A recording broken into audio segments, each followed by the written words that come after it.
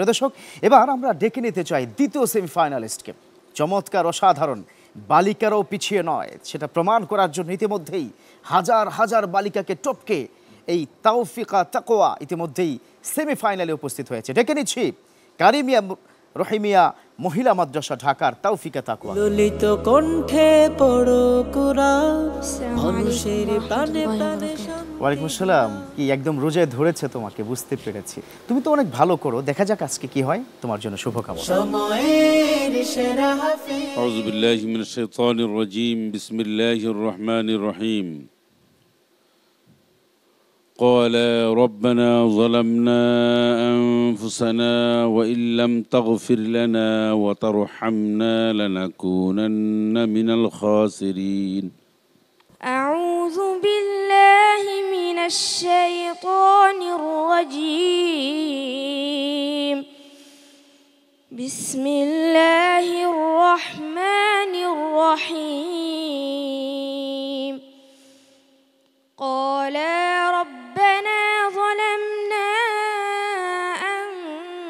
أنفسنا وإن لم تغفر لنا وترحمنا لنكونن من الخاسرين. قال اهبطوا بعضكم لبعض عدو ولكم في الأرض مستقر ومتاع إلى حين. قال فيها تحيون وفيها تموتن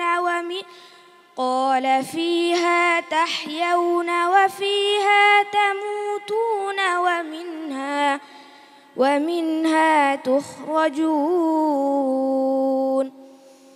يا بني آدم قد أنزلنا عليكم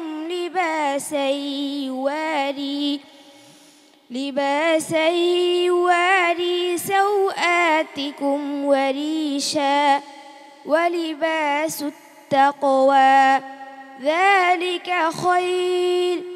ذلك من آيات الله لعلهم يذكرون.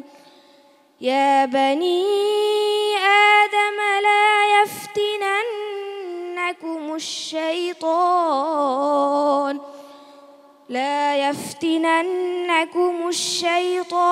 كما أخرج أبويكم من الجنة ينزع عنهما لباسهما ليريهما سوآتهما إنه يراكم هو وقبيله من حيث لا ترونهم إنا جعلنا الشياطين أولياء للذين لا يؤمنون. حسبك. صدق الله مولانا العظيم. মাশাআল্লাহ, তৌফিকা তাকওয়া ইফতারের পূর্ব মুহূর্তে চমৎকার তেলাওয়াত। বালিকারাও যে পিছিয়ে নেই তার বড় প্রমাণ কিন্তু রেখে যাচ্ছে তৌফিকা তাকওয়া। তবে যিনি প্রশ্ন করেছেন অন্যতম প্রধান বিচারক, আপনি যদি বলতেন। আলহামদুলিল্লাহ, তৌফিকা বরাবর ভালো পড়েছে, পিছনেও ভালো পড়েছে, এখনও ভালো পড়ছে। তবে একটা বিষয় লক্ষ্য রাখতে হবে, সেটা হচ্ছে আমরা নাম্বারিংটা কিভাবে করি। আমরা ইয়াদে 50% নাম্বার রেখেছি, আর 30% নাম্বার রেখেছি তাজবিদে, আর 20% নাম্বার রেখেছি কণ্ঠ সাউথ লাহানে, টোটাল 100 নাম্বার। তো এখন আমরা কিন্তু অন্তত সর্বশেষ তোমাদেরকে শুধরাতে এই সেমিফাইনালে এসে কিন্তু আমরা দেখবো তোমাদের মাকামাত, তাজবিদ, অকফে, ইফতেদাম সব মিলিয়ে কিন্তু আমরা কাটা কম্পাসে যেটাকে বলে বিচার করব, চুলচেরা বিশ্লেষণ করব। এই চুলচেরা বিশ্লেষণ করতে গিয়ে তুমি কিন্তু অনেক জায়গায় আটকে গেছো।